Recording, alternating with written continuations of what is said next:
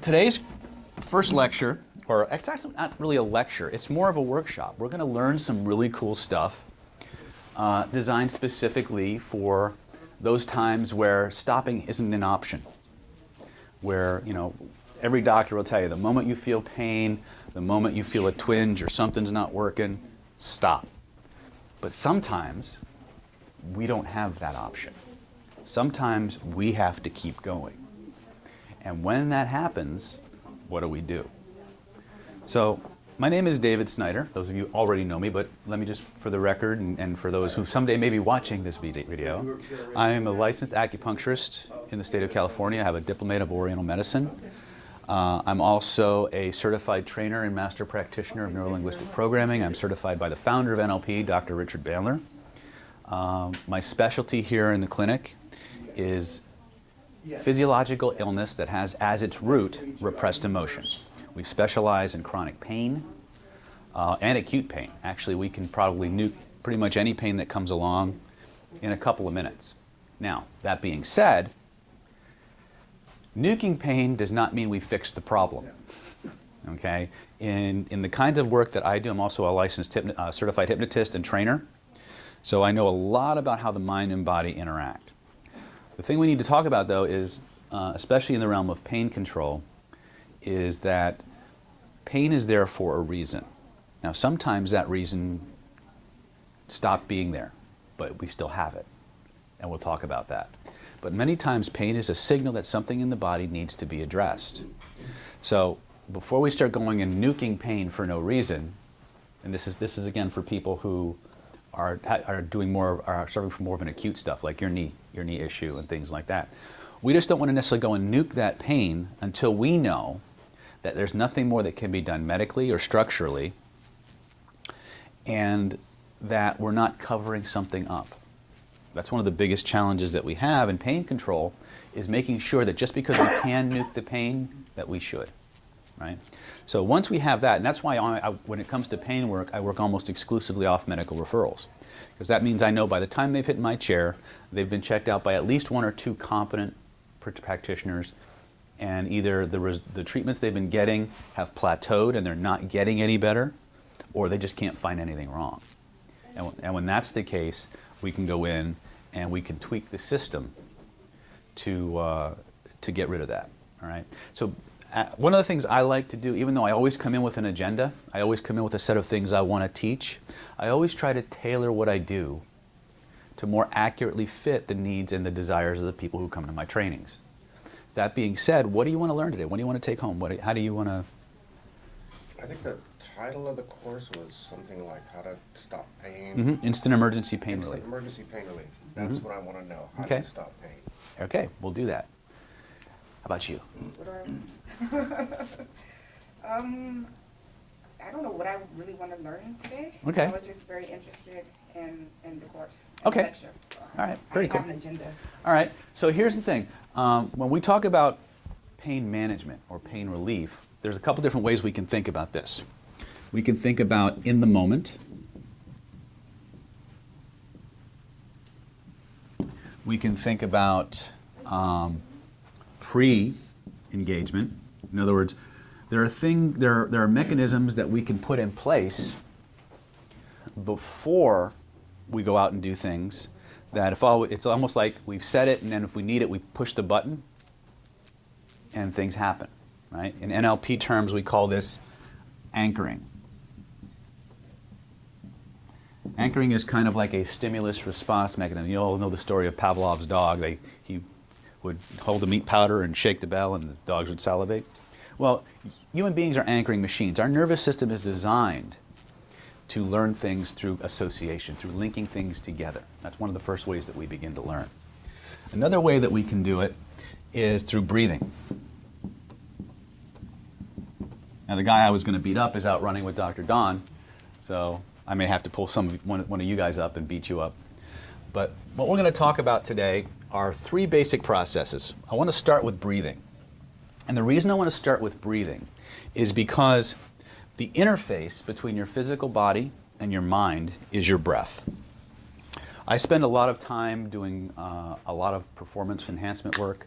a lot of martial arts training, and specifically I focus on techniques that are taught to special forces people, people who have to function in high stress situations. And one of the things we know more than anything else is the biggest indicator or exacerbator of pain in the body is stress. Okay? The fastest way to alleviate stress is to control the breath. Okay? So I'm going to teach you two breathing patterns today. One is called square breathing.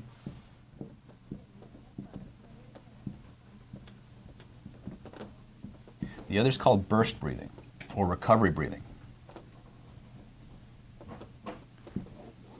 Now don't let this fool you. The square breathing pattern is something we're going to actually, when we talk about the mental performance or the mental training enhancement segments today, we're going to talk a lot about square breathing, because square breathing has the ability to raise your level of neurological arousal or decrease it. When we talk about optimum performance, there's a range of low arousal, the optimum arousal, and over arousal. We call it the Yerkes-Dodson law. Okay? If you go too far beyond in terms of stress, your physical performance starts to degrade. You don't have enough arousal in the system, you don't perform at your best, you're lethargic, you're just not there. When we do square breathing, if you're too stressed out, it'll bring your nervous system down. If you're not excited enough, it will tend to bring your system up. Okay? You just got to remember to do it. All right? So the first thing we want to talk about, we're going to talk about is the breathing aspect of it. And one of the things, and again, does anybody have a pain real quick that they want to get rid of? My knees in pain. Well, it's coming in and out of pain. Yeah? You want to get rid of that? Of course I want to. Who wants to be in pain? You want to play? Come on up here. The cool thing about this is you don't have to even believe it. You just have to follow the instructions. All right? So, I want you to point to where you feel the pain. Right there? Good. Now look at it. Good. Now I want you to look at it, close your eyes and look at it with your inner eyes. Okay? On a scale of 0 to 10, rate the pain. 5. On a 5. Okay, on a scale of 0 to 5. Now what I want you to do is you look at that color, as you look at that sensation, I want you to notice that there's a color associated with that feeling. What's the color, first impression? Orange. Cool. Now I want you to use your imagination. I want you to imagine you can reach into your knee, pull out all of that orange energy, take it out and hold it in your hands. Reach down, grab it. Grab it all. Take it out, hold it in your hands. Make sure you got all of it, because sometimes it hides. Good. Take it out, hold it in your hands. Look at it in your inner eyes. Now as you look at it, I want you to notice it's moving in a certain direction. What direction is it moving, first impression? Counterclockwise. Counterclockwise. So take it in your hands physically. And I want you to turn it so it's moving the opposite of what it was. So that's right. Now double the spin. Double it again. Keep doubling it. Double it over and over again until it takes on a life of its own. Until it's impossible for it to go back the way it was. And when you know you've got it, slam it back in. My knee? Into your knee. Notice the change. Notice it's gone.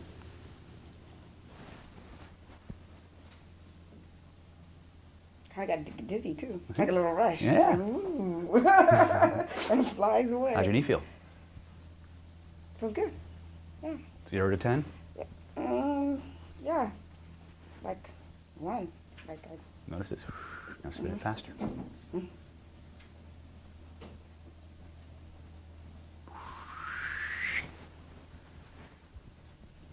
How you feel? It's like really weird. It's kind of tingly, you know. Give her a big round of applause. That was good. All right. That's instant. Okay. The way that works, and that was just to give you an idea of where you can go with this really, really quick.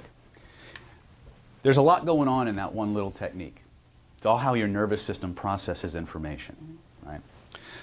And we're going to learn how to. You're going to actually learn how to do that. We're going to teach you how to do that. Like if I'm in a race or something like that, and I don't have Yeah. to like. And that's well. Again, how long does that take to do? Well, it didn't take that long. Exactly. Think about how long that used to hurt you. Yeah. And it's gone. And you're going to find out something really weird. It's going to be very hard for it to come back. Okay? Because it's based on the way your nervous system processes information. Okay? The thing we need to understand, I'm a licensed acupuncturist, so you'll hear me talk about energy a lot, but you don't even need to believe in energy for this method to work. Because what we want to think about in terms of pain, in terms of the things that we're doing, is your body, your brain, your nervous system is the largest information processing system, pretty much the most advanced and complex one that exists. Okay? Pain is just an interpretation. It's ones and zeros being interpreted in a certain way. Once we understand the language that that system operates in, we can make it mean what we can make those signals mean whatever we want. Right? If you've ever seen anybody here ever play with like audio devices on your computer and you can like talk in one thing and make yourself sound like a chipmunk or weird things like that? What's happening? It's the same voice, right? It's the same information, but it's being processed a little bit differently. Okay? That's all we do with the nervous system. Once we understand how your body creates a less than positive sensation, we automatically know how to make it do the opposite. Okay? Because it's your body's own system, you don't resist it. Okay? Now, the corollary to that is we need to have presence of mind and the ability to focus and become absorbed in the process. Okay? And that's where the breathing comes in.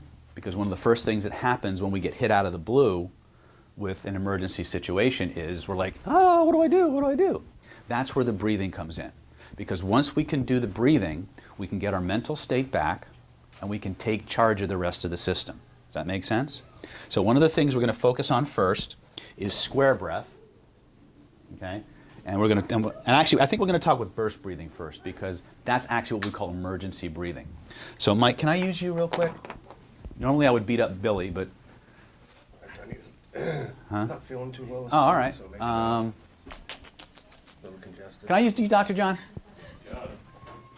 Probably too congested for this. That's all right. Now, what we want to do is, I'm also a martial artist, so I spend a lot of time putting the hurting on people.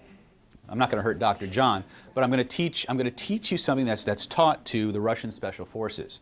It's called recovery or burst breathing. Okay? So if I were to take Dr. John, I know he needs his fingers, so I'm going to be gentle, but I want just to show you guys how to do this, and I want you guys to actually practice this because it's extraordinarily useful.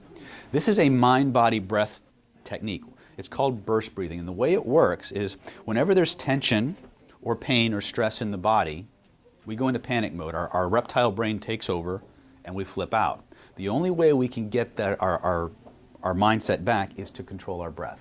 If our breathing is smooth and continuous, our mindset will be smooth and continuous. So what I'm going to do is I'm going to put a jiu-jitsu finger lock on Dr. John. Okay? It sucks. All right? He's pretty flexible, so we would actually take this. We would actually take the.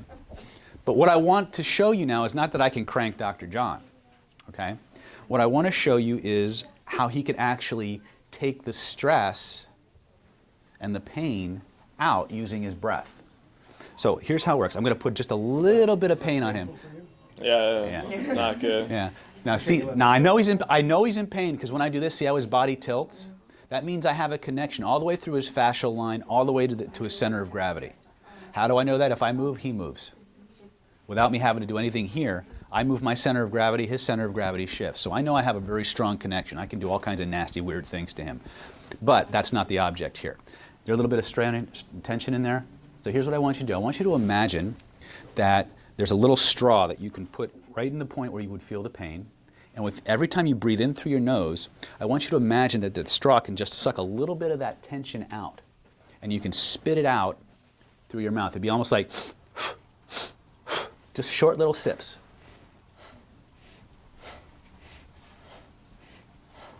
Notice what happens.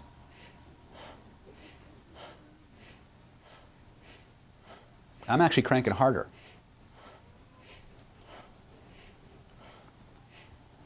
Pretty weird, huh? Right? This is how you can You don't feel any pain at all now? I felt more of a stretch and no pain. Yeah. Okay. Yeah, this is the point. Tension leads to pain. Any muscular tension creates pain. Okay? In Chinese medicine, thank you, John. Give him a big round of applause. In Chinese medicine, we say anytime energy stops, you have pain.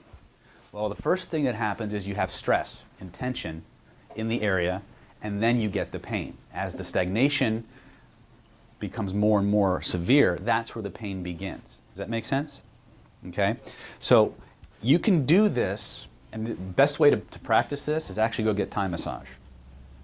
Because they're the most brutal people on the planet in terms of, or Rolfing. But what you do is exactly the same process that you saw me do with Dr. John. You put your mind in the spot.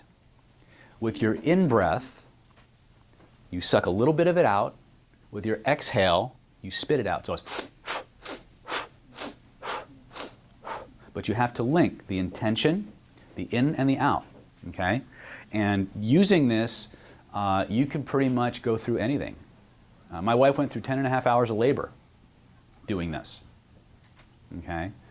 And then she had some stuff, and they had to give her, they had to do medical stuff. Anyway, come on in, it's all right.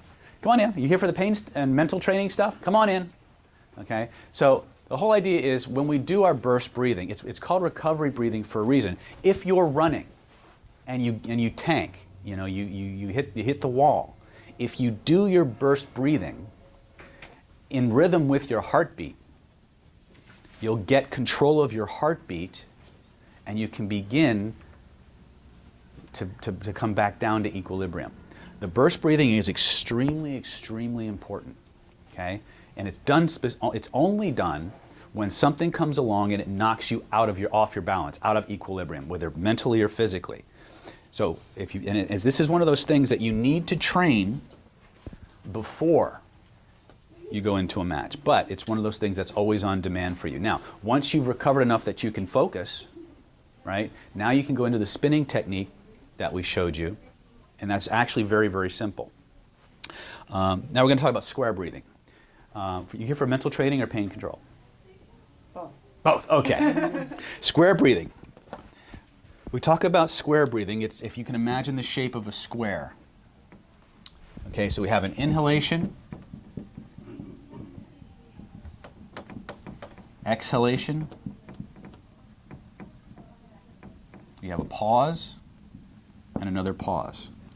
So if you think about it, and this is an even beat, so if I were going to do a 4 count, so I would breathe in for 4, hold for 4, exhale for 4, hold empty for 4. So you have a full, you have a hold on the inhale where you're full, you have an empty.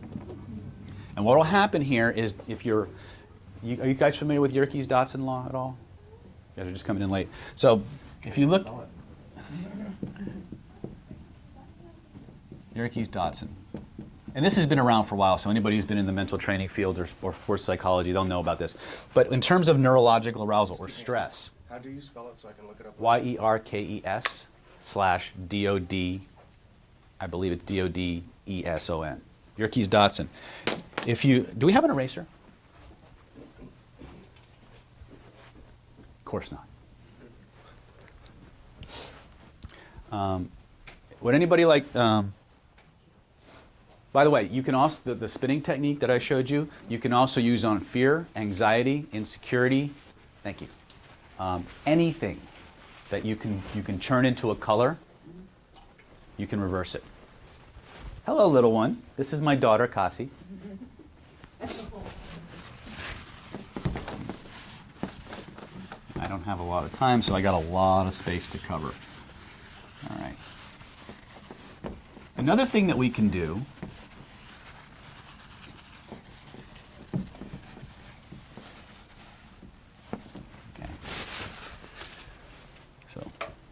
questions on what I've talked about so far. Yerkes-Dodson for you guys who need to understand. It's Y-E-R.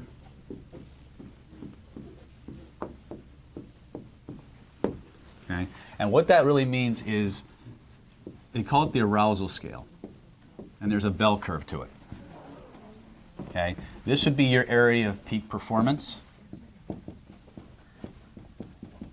This would be under arousal, or low performance scale.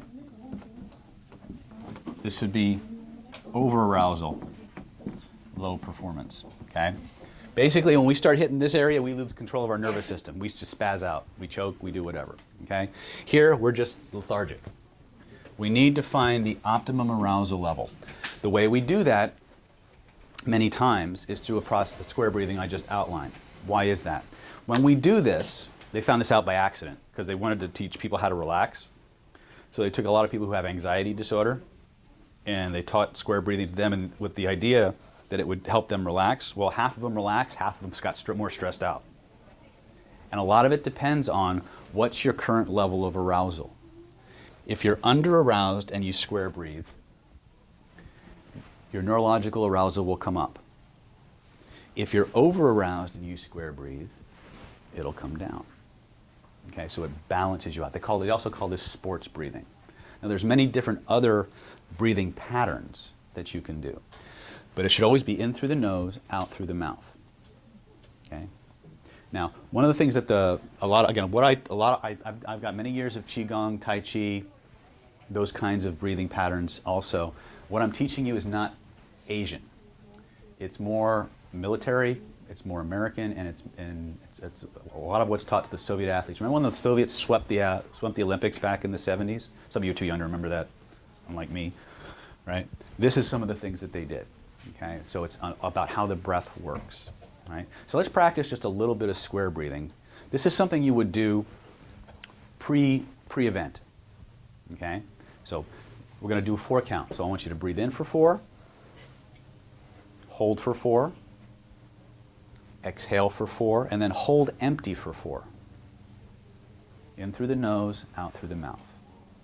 In through the nose, out through the mouth. In for 4, hold. I'll let you go at your own pace. And if you can time it with your heartbeat, so much the better. Anytime you can coordinate things with the beat of your heart, you're going to wind up having a much greater effect over the entire system. As you continue to breathe and letting that process happen, I'll give you a little bit more information about the heart. Your heart actually has its own nervous system. It sends more information to the brain than your brain sends to your heart. Okay? It radiates an electromagnetic field 8 feet in diameter out from the body that can be detected with instruments. Okay? Your proprioceptive nervous system, which is the part of you that can tell if I reach into my pocket and there's something in there, it's the part of me that knows what it is without me having to look. That energy field monitors electromagnetic changes in your environment. It knows if I close my eyes and I hold my arms out, it's the part of me that knows in space where my arms are. So it's monitoring tons and tons of information. So there's all this interaction going on. I don't want to cloud the issue, but what did you feel when you did the square breathing? I felt my heart beat more. Good. I was more connected to my heart. Good. Good. It felt like I could feel blood flowing to my skin. Excellent. Excellent. Good. I felt warmer. Okay. Were you kind of lethargic when you came in? No. No? I was hurry up, get here. Hurry up, get here. So you were stressed out, right? By the way, when you get stressed out, you never notice your hands get cold? No. Anybody ever notice that? You never notice that? What do? You want to hit people? I don't know. No, yeah. How did this work for you? Actually, I don't know. Okay. How did the square breathing work for you? I felt very relaxed. Okay. Very good. So she got excited. You got relaxed. Excellent. Relaxed. Relaxed? Good. How about you? You didn't do it. I felt a little more energy. Okay. Yeah. Remember, the square breathing is about normalizing your function. Were you guys here when I talked about burst breathing? Come here, Billy. I can beat up Billy. You've been waiting on you, Billy. Billy is also one of my martial arts students, so if you've seen me punch him at random intervals, you'll know why. So going back to the burst breathing. If I just put him in a vicious joint lock, right? If he puts his mind in the place where he feels the pain, and I could really, it hurts, right? Mm-hmm. Okay. All he's going to do is burst breathe the pain away. He's going to literally pull the pain and tension out of the spot using his breath and return to structure. So go ahead.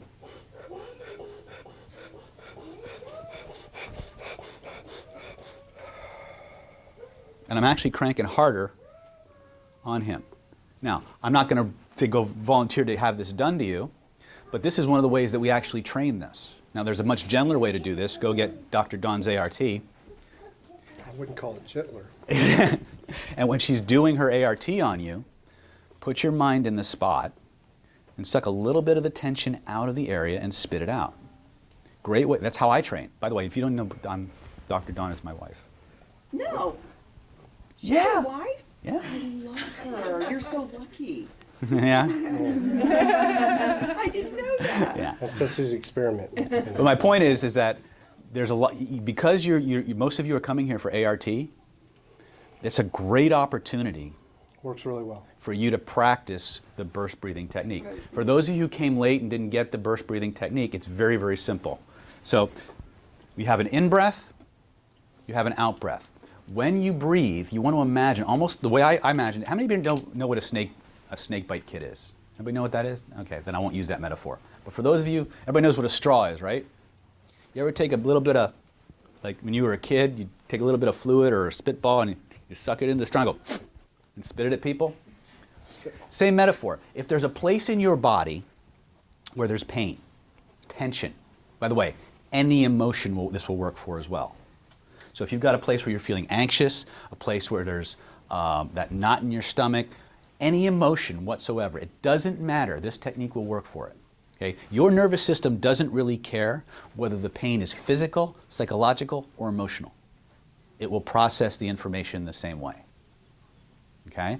So let's say that, and we'll do some of the spinning stuff in a minute, but I really want to give you the burst breathing, because that's the emergency breathing, the emergency pain removal technique. It's the one that will probably save your bacon more often than not. I have a couple other things I want to show you, but this is really important. So let's say that he's got a pain in his shoulder. First thing he wants to do is put his mind in the spot where he feels the most pain or discomfort. As he puts his mind in, every time he breathes in through his nose, you want to imagine that you can grab a little piece of it with your breath and bring it up into your mouth, like, and then you want to spit it out, like literally. So if he cranks on me, okay, nice and hard. You got me? And so really distort my arm. So here, he's really got me here. So now I feel the pain up and down this shoulder. Alex, let me take my jacket off real quick so I don't get all wrinkled, because I'm vain. You guys having fun? Is this interesting stuff? Very. Okay. By the way, if you learn how to do this well, everybody around you will think you're Superman or Superwoman. Okay. They'll think you're like a superhero. Okay. That's why I wear Spider-Man shirts when I teach my martial arts classes. Okay. But again, I like to show this with average people, regular people. So he's going to really crank on this. Okay. So he's got me here, and actually don't bar the arm, just twist it. Yeah, there we go. So he's got this nice and twisted, right? So the whole idea is I got pain in through the shoulder. So what I need to do is learn to progressively relax the muscle and the fascia using breath and mind. So all I do is I put my mind in the area and using little motions.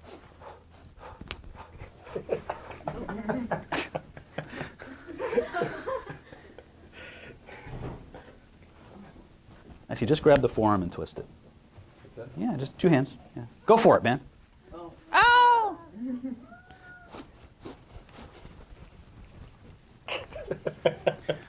Okay. So the whole idea is, if you put your mind, your fascial system has its own nervous system too. I don't want to talk all kinds of weird jargon, but the bottom line is, let's say he puts me in a finger lock, okay, and he cranks on it. Ah, that's good. Okay.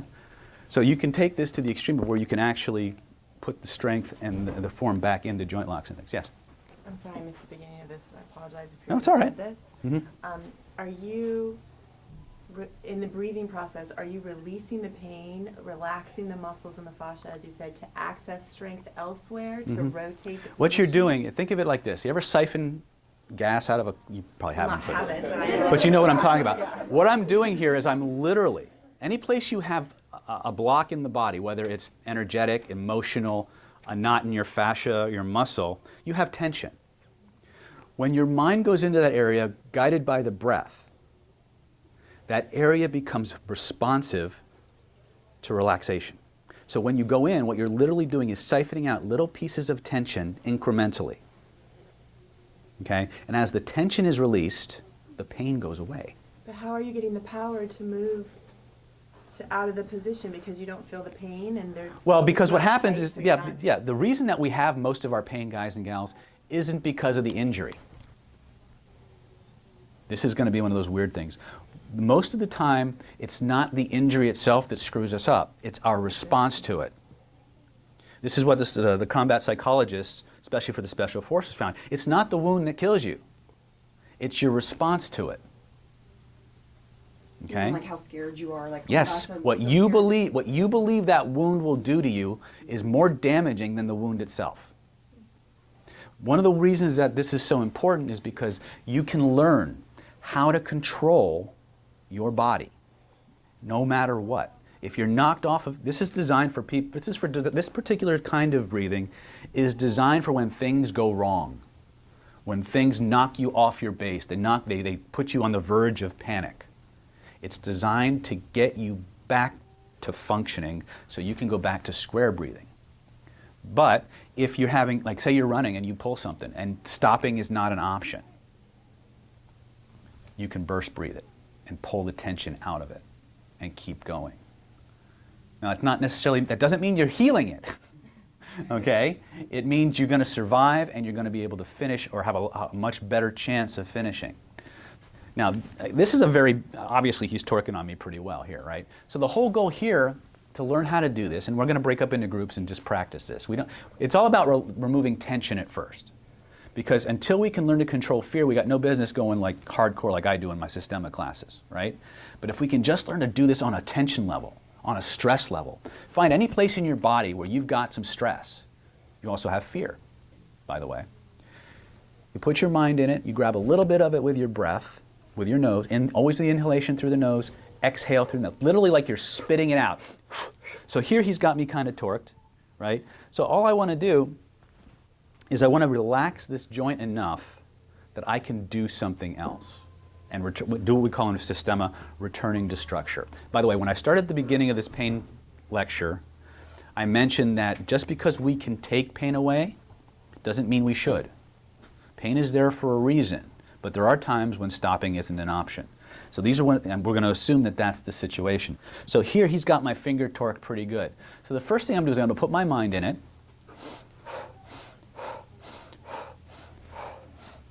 And now, because I can relax the area, I can feel where to move to put my body back in structure. This is what will usually happen when we do the spinning technique. Did you see the spinning technique? Did you see it? You saw me do the spin? Yeah. Okay. No, I don't know. No, that's a no. Yeah. I think the only two here were. So this is the first thing. So let's do this. I want everybody to get a partner, and you can do this one of two ways. I want you to find, most of us carry some tension in our necks, and usually right in around here. Or if you have a place that has an ache or a pain, all I want you to do is find it, point to it, put your mind in it, and just imagine you could grab a little bit of it with your breath and spit it out and make it go away. And just keep, but you have to associate the mind and the breath together. The interface between your body and your mind is your breathing. Any place you can move, you can breathe from, you can control. So in other words, if we think that we breathe from our lungs, but cognitively, I can breathe from my shoulder. I can breathe from my stomach. I can breathe from my knee. This is the Qigong principle. If we can move our mind and our breath there, we can control the area. Okay? So this is about control. Let's play with this. We'll come back, and if you guys want to do more, we'll do more. Okay? Billy can help you guys with this.